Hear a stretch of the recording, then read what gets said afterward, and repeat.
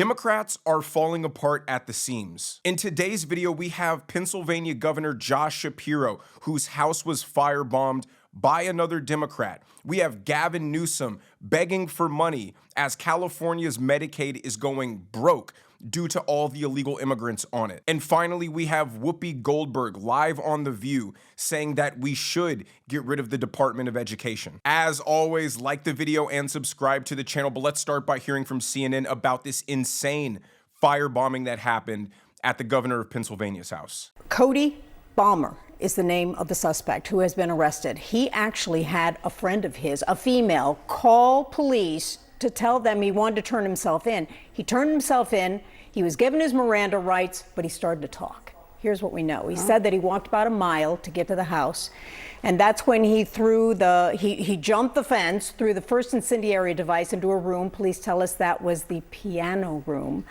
And then it took off. And then he went to the second window he saw and threw a second incendiary device in. That would be the dining room. It took off. He said it was Heineken beer bottles that he had put gasoline in. He jumped through the second window. He was actually in the mansion at that point and then finished his business and left. He was asked by police, did you believe that somebody was going to be asleep in the house at that time? He said, yeah, I knew that was a possibility. Now, this is absolutely crazy news, just insane stuff. I'm relieved to know that the governor and his family are okay. And what's even more wild is the man accused of committing this arson is also a fellow Democrat. Now, I want to go on a rant here because clearly political violence is becoming more and more tolerated thanks to the left. It was already terrible that their divisive rhetoric inspired somebody to take a shot at President Trump. But now the left is becoming so deranged that they're turning on each other. This is why I have always had a problem with the woke Marxist ideology. I didn't despise it because it was weird and quirky. I despised it because it was divisive, it was dangerous, and it has led to the radicalization of an entire major American political party. Here's the problem with it. When the left made the woke ideology the prevailing cultural philosophy, what they did is they started a race to the bottom, where social hierarchy had been inverted. So those at the bottom, the disenfranchised, the marginalized, the victims, those were now the new honored and celebrated and privileged group. So in order to reach the height of this new hierarchy, people started competing to be the most victimized, the most oppressed, the most marginalized. It became a virtue signaling game of collecting sympathy tokens. He who had the most sympathy tokens was the king. And when you create a system where the people at the top don't exist there through hard work and meritocracy and innovation and creativity and risk-taking, instead they end up there by complaining, by criticizing, by being abnormal, by being hateful, by being resentful and bitter. You encourage these people to do more of the same stuff that landed them at the bottom of the totem pole in a normal society. So now people think it's cool to be trans. That's another sympathy token. It's cool to be obese. It's cool to be mentally ill. It's cool to be an oppressed, whiny person because that gets you the most social credit. And what's worse is because the social hierarchies had actually been inverted, these were now the same people with all the power and privilege and influence in society. But their entire existence was predicated around being the oppressed, the ones at the bottom. So they can call themselves oppressed, but if they're actually now the new oppressors, that would eliminate their sense of self-worth. So they have to keep telling themselves, no matter what, that they're still the victimized. And nothing can ever be enough. They can never be satisfied. They can never be happy. That's how you get the Sonny Hostins of the world living in $10 million houses talking about racism and misogyny and the black race's incapability of social mobility. So when you celebrate people who are delusional and mentally ill and sad and bitter and resentful, and you combine that with an unwillingness to accept that your circumstance can change and you'll never be satisfied. You can never win the battle you're setting out to achieve. These people then start becoming radicals. And when you combine that with a constant apocalyptic rhetoric that Donald Trump is an existential threat to their entire existence. You get deranged people who have been encouraged to behave this way, thinking that they are morally justified and obligated to engage in deadly political violence. And you see how they have to constantly attack Trump because they can't attack the message. Because even as crazy as the Democrats are, they understand that Donald Trump's broad message is extremely popular with the American people. So they can't attack cleaning up government, they can't attack closing the borders, they can't attack a strong and stable economy. They have to attack the methods and the man. It's like when the communists took over Russia, yes, there was a violent revolutionary aspect to it, but they also had a very clear plan of the system of government they were going to implement. The Democrats are just fighting without a competing vision for what they want because they know what they truly want is extremely unpopular with the public. So they have to maintain the focus on fighting Donald Trump. So the Democrat Party has created a monster that they can no longer control, a fire that they can no longer contain. Hear Bill Maher say this exact same thing on his podcast. You get a certain amount of cult followers for anything, and then the true believers never die. I mean, a lot of people would say right now the Democratic Party is still in that mode, which is going to render them possibly an irrelevant party if they don't change. What would you like to see from the Democrats, like, going forward? Much more centrism, much more get rid of the woke baggage, you know. Old school liberal is what I usually describe myself as. But that's very often the opposite of woke. Woke would like people to believe that there's some sort of an extension of liberalism, but they're not. They're usually something that's quite opposite. Liberalism was, we should have a colorblind society and not see race at all. That's not what the woke believe. Yeah, I would say they're the opposite. Quite. Let's put race at the front of everything. Yeah, so we weren't against woke culture and DEI culture and radical trans ideology because it was simply different. We were against it because it was destructive and cancerous to society. We weren't against all these illegal student protests at universities because we all just love Israel so much. No, it was because we know that allowing people to support radical Islamic terrorists within the interior of the United States is a bad idea. We knew celebrating mental illness and cheering it on as a strength is both bad for the person going through the problem and also bad for society as a whole. Let's look at this New York Post about the guy who committed the arson, and you will see that this is a lunatic who should have never been out on the streets. It reads, the former mechanic who said he is now jobless, penniless, and lives with his parents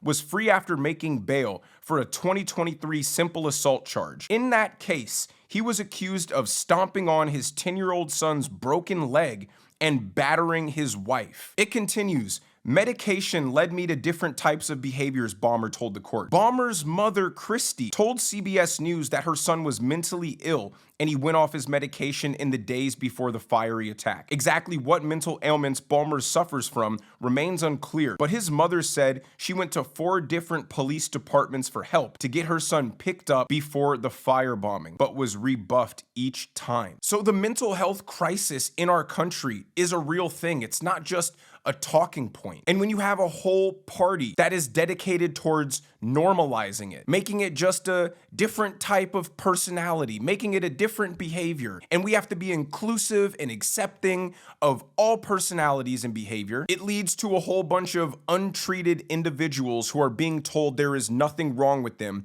and being encouraged to act on their psychotic tendencies. And we've all gotten so used to it at this point, but that's why it is so despicable that the left has normalized calling Donald Trump a Nazi and Hitler. It dilutes the meaning of the word. It's disrespectful to the actual victims of those atrocities. But worst of all, those who don't know any better take it seriously. Now, they've been saying this guy is apolitical, but here's a Facebook post I'm gonna throw up on the screen of him saying that he's a registered socialist. And now maybe if this was 30 years ago, I would say a socialist isn't a Democrat. But as far as the Democrat platform stands, they're Marxists who believe in free healthcare, free education, government-controlled industry, price controls, a robust welfare state. So I mean, they pretty much fit the definition of a socialist. Now, before we move on to the hilarious news about Gavin Newsom running out of money from, shocker, too many illegals in the program. Let's hear what Governor Shapiro had to say about this wild firebombing. And in this moment of darkness, we are choosing to see light. We appreciate the light that you have shined upon us. Pennsylvania State Police, led by Colonel Christopher Paris, will brief on the specifics of what transpired. But we do know that this attack was targeted. We don't know the person's specific motive yet, but we do know a few truths. First, this type of violence is not okay.